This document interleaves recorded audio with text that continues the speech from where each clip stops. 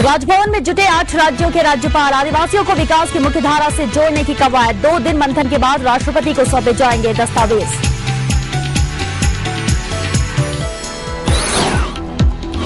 राजधानी में वसुंधरा ने भाजपा के चिकित्सा प्रकोष्ठ के कार्यक्रम में की शिरकत, तो विधायक कैलाश भंसाली ने भी की पुष्टि। संघ ने राज्य को सौंपी 60 प्रत्याशियों की सूची।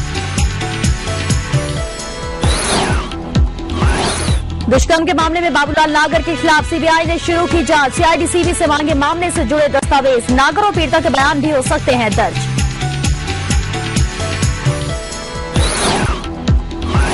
गुजरात पुलिस ने मांगा आसाराम का ट्रांजिट रिमांड। सेशन कोर्ट में शिल्पी और शिवा की जमानत पर सुनवाई पूरी। इधर हिरण शिकार मामले में कल कोर्ट में पेश होंगे कई सितारे। आज अधूरी रही बहस। और पुष्कर के ब्रह्मा मंदिर में महंत की गद्दी को लेकर विवाद। दावेदारों के बीच खींचतान जारी। प्रशासन ने लगाई निषेधाज्ञा। एहतियातन भारी पुलिस बल तैनात।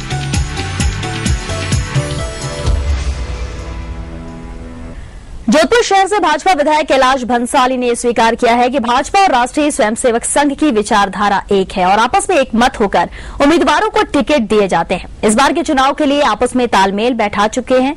और तो वहीं इस बार 5 राज्यों में विधानसभा चुनाव नरेंद्र मोदी के नाम से लड़े जाएंगे। आमतौर पर ऐसा कम ही होता है कि भाजपा और आरएसएस के नेता सीधे तौर पर इस तरह के संबंधों को स्वीकार करें, लेकिन कैलाश भंसाली ने तो स्पष्ट रूप से माना है कि इस बार के विधानसभा चुनाव के लिए आरएसएस से जुड़े चरित्रवान और ईमानदार 60 उम्मीदवारों की सूची सवाईमाधोपुर में भाजपा प्रदेश अध्यक्ष वसुंधरा राजे को सौंपी जा चुकी है, जबकि 140 सीटों पर वसुंधरा राजे और संगठन मिलकर उम्मीदवारों का निर्धारण करेंगे।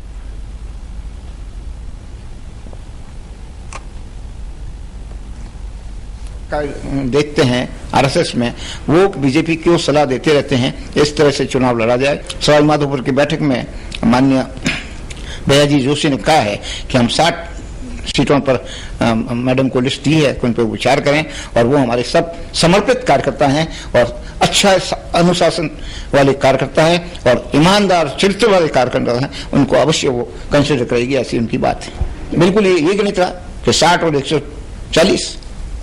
मैं निश्चित रूप से कह रहा हूं सारे भारत में 5 राज्यों में विधानसभा चुनाव है, 5 में नरेंद्र मोदी के नाम से ही चुनाव लड़ा जाएगा।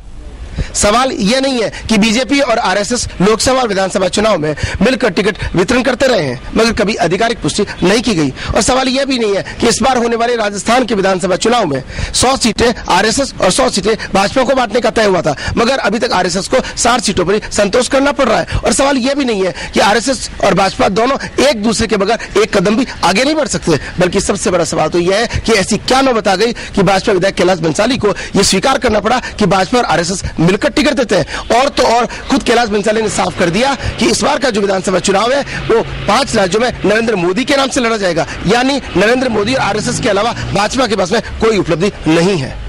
कैमरामैन शिव सिंह के साथ राजीव गौड़, ईटीवी न्यूज, जोधपुर।